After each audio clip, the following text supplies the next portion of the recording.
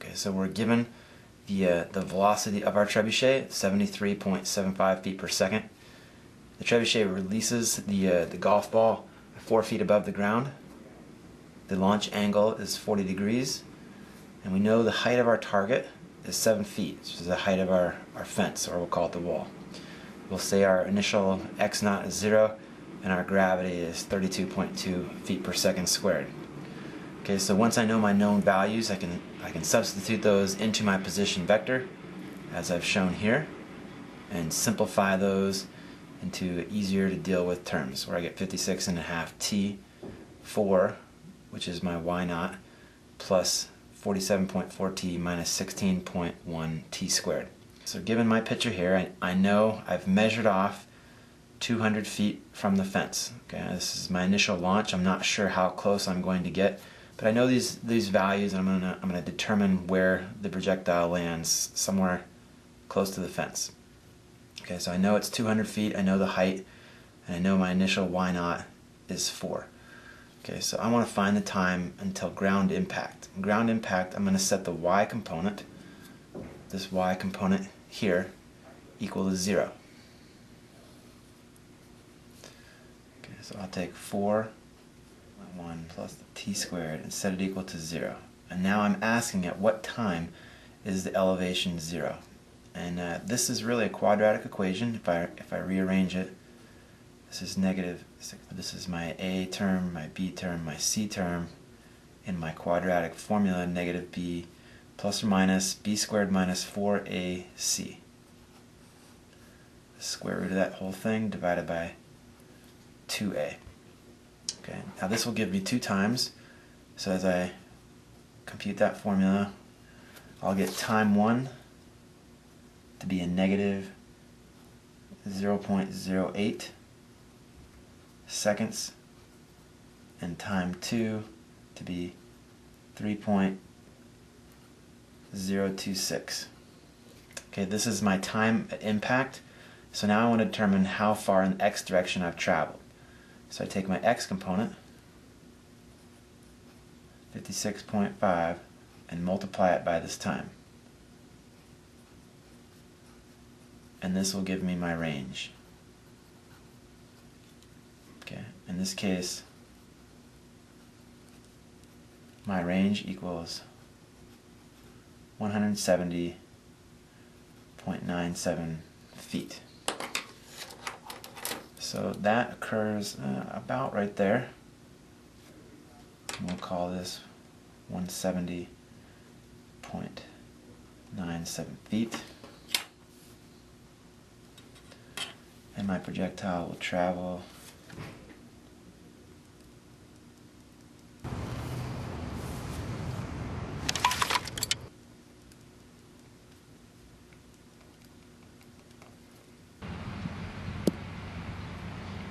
and land short of my objective, in which case my initial angle here was 40 degrees, and that initial velocity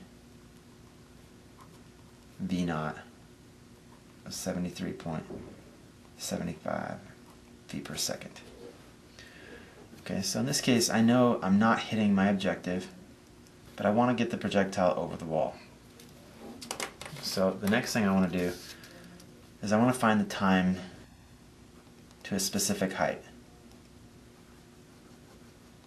Okay. In this case, I'm going to choose some point of impact above my wall.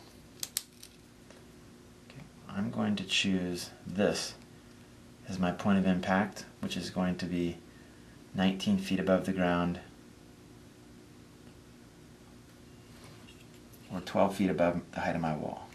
Okay, I'm choosing this because it's a safe distance due to some degree of error in the trebuchet, and I can have a plus or minus factor going on in here, but I want to make sure something goes over, so I pick some elevation 12 feet higher than the existing wall. And now I know the height of the point at which I want to hit, but I don't know the range. Okay, this is my unknown value. So again, I still have to find time, but I don't know the time in the x component. Okay, so I'm going to use my y component again and find the time to this specified height. Okay, in which case, again, I'll take the y component, t squared, and now instead of a height of 0, I want a height of 7 feet for the wall, plus that 12 feet of safe distance. Okay, so when I rearrange this into my quadratic formula, this becomes 16.1 minus 15 equals 0. Okay, just rearranging everything and setting the whole equation equal to 0. I'll get 2 times time 1 is going to be 0.36, and time 2 is going to be 2.603. Okay, this is the time that I'm concerned about. This is the time it takes to reach this height of 19 feet. Okay, so now I want to determine in the x direction how far that is. So I take my x component, which is here, this 56.5, and multiply it by this time. 2.603 seconds, and that's going to give me my range.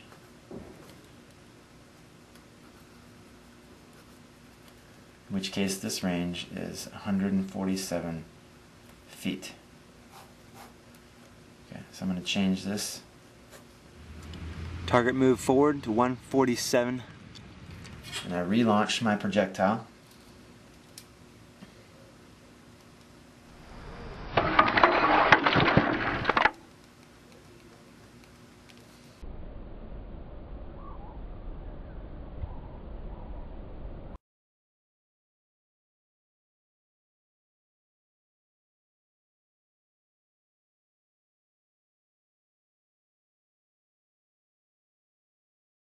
And now I've reached this height twice. Okay, why have I reached it twice? And that's just because I have a parabola. T1 occurs very shortly after launch. In fact, 0.36 seconds after launch, and then it travels above that height, and then it'll come back down to that height at 19 feet at 2.603 seconds. In which case now I can move my trebuchet forward to 147 and fire, and I should reach over the wall.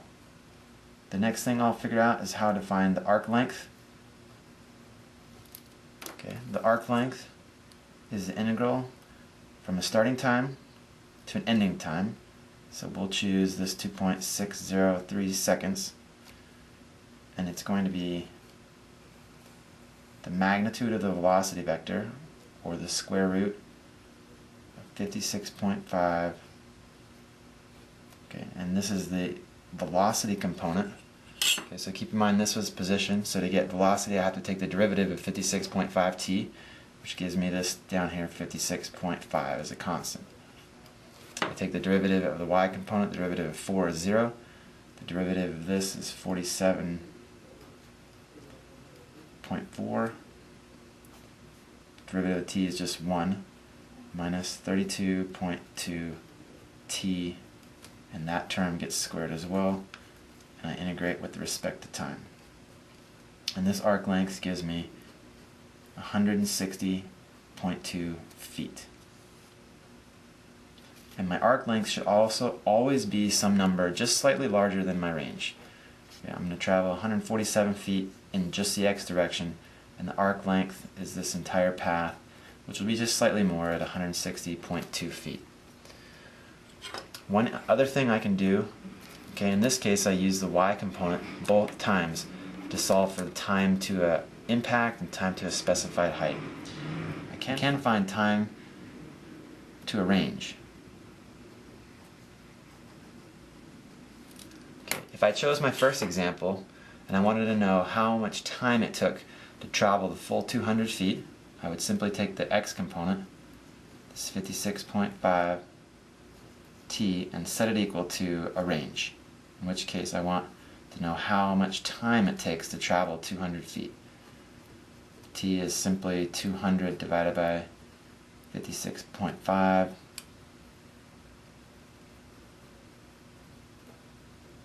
Okay, notice how this takes a lot longer. The ground impact was at 3.02 seconds, so it takes more time to travel that 200 feet, and we're going to see exactly what that means. So now what I want to know is what is the elevation at that time.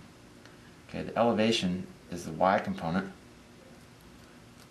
in which case I have 4 plus the 47.4 times that time, 3.54 minus 16.1 times the time, 3.54 squared, and this y value, which can also be written as y of 3.54, is going to be a negative 30 feet. Okay, so how do I get negative 30 feet? We already said after 3 seconds I've hit the ground. So if I travel an additional half a second, I need to travel up to some point here. Okay, in which case the projectile will continue to fall, and it travels a full distance of 200 feet, but now I'm in fact 30 feet below ground. Okay, and that accounts for my negative elevation.